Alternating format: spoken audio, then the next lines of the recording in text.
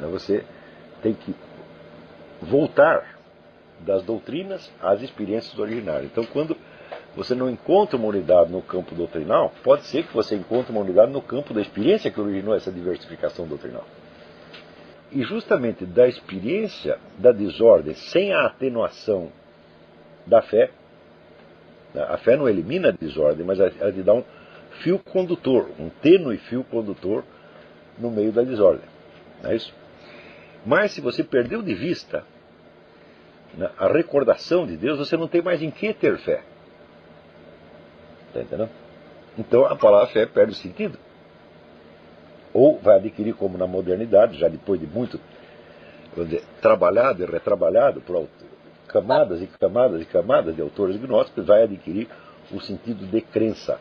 Crença numa doutrina, o que é uma coisa inteiramente absurda. Primeiro que nenhuma dessas revelações aparece como doutrina. Está entendendo?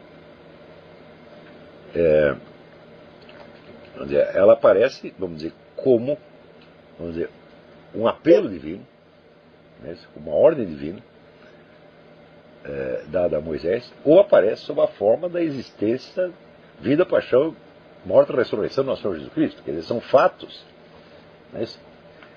E a fé vamos dizer, é a fidelidade à recordação desses fatos, e não crença numa fórmula doutrinária. É uma coisa inteiramente absurda. Se você perguntar, você tem fé na doutrina? Eu falo, não tenho fé nenhuma na doutrina. Eu tenho fé no nosso Senhor Jesus Cristo, que é uma coisa completamente diferente. A doutrina foi sendo desenvolvida pelas pessoas ao longo do tempo e ela tenta explicar em termos racionais aqueles acontecimentos, mas a doutrina em si mesma é nada. Não é isso? A doutrina vamos dizer, é apenas um discurso. Não é isso? Agora, você acreditar num discurso ou no outro, na prática não vai fazer a menor diferença. Quer dizer, o discurso que você mesmo elaborou para você explicar uma experiência da qual você não recorda mais, não significa coisa nenhuma. Mas então, quer dizer, o sentido da fé como crença numa doutrina é um produto tardio e degenerado. É um produto tardio da própria degenerescência da cultura do Ocidente. E não precisamos levá-la em conta. Pode esquecer isso aí. Trata-se da fidelidade a uma recordação. No sentido original, não é nem mesmo fidelidade à recordação. Tá certo? É confiança numa presença.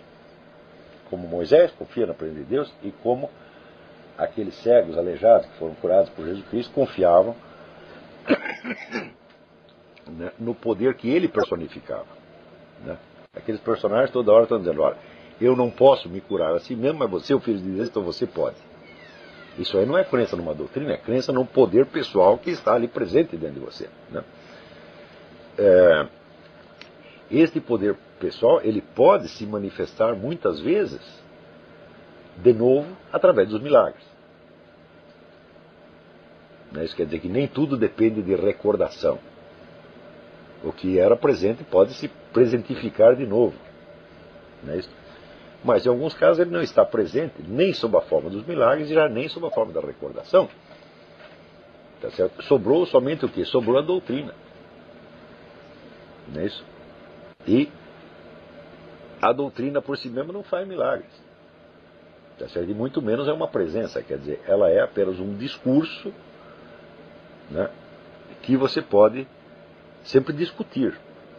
Todo discurso é discutível. Quer dizer, o reino do discurso é o reino da dialética.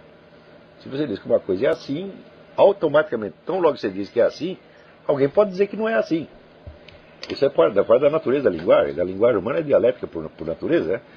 É um jogo de afirmações e negações. Quer dizer, uma afirmação só tem sentido em função da sua negação possível.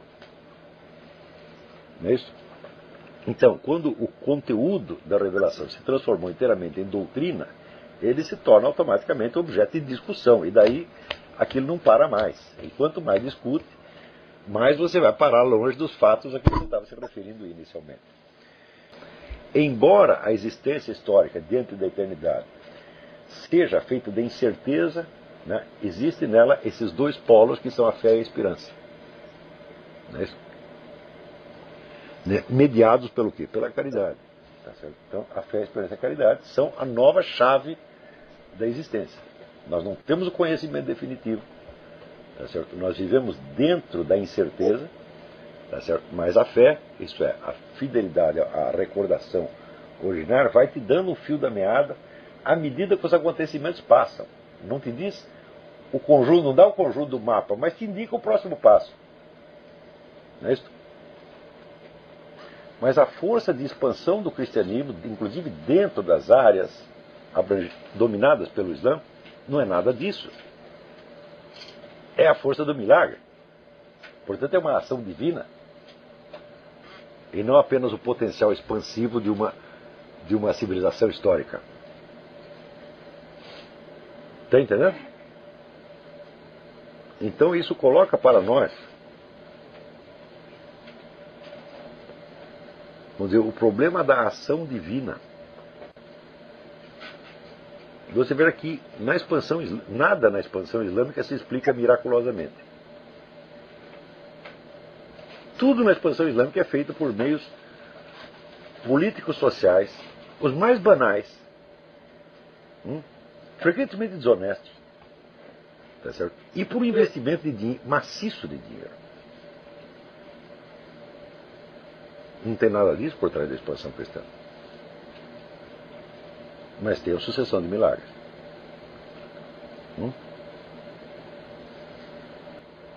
Não a fé metastática. A fé metastática é a fé que eu posso mudar as coisas pela fé. Usando a metonímia de Jesus Cristo, quando Jesus Cristo diz tua fé te salvou, você inverte o sentido disso, dá um sentido literal à metonímia e diz: quem me salvou foi a minha fé e não Cristo. Está compreendendo? Porque a sua fé é uma pinóia, meu filho. Se o Jesus Cristo quiser salvar um sujeito que não tem fé nenhuma, ele salva. Quantas vezes isso não aconteceu? Não aconteceu com São Paulo apóstolo? Não foi a fé de São Paulo apóstolo que o fez cair do cavalo. Foi o Jesus Cristo mesmo. Entendeu? Então, aí nós temos que estudar, vamos dizer, esse fenômeno das religiões, não dentro da escala da história humana, mas dentro da escala da ação divina. Quer dizer, se nós não reintroduzimos na nossa visão da realidade essa noção da ação divina, nós estamos raciocinando apenas dentro do mundo fictício recortado pelas ciências modernas. E nós chegaremos às dificuldades e paradoxos que o próprio Frege chega, sem poder sair.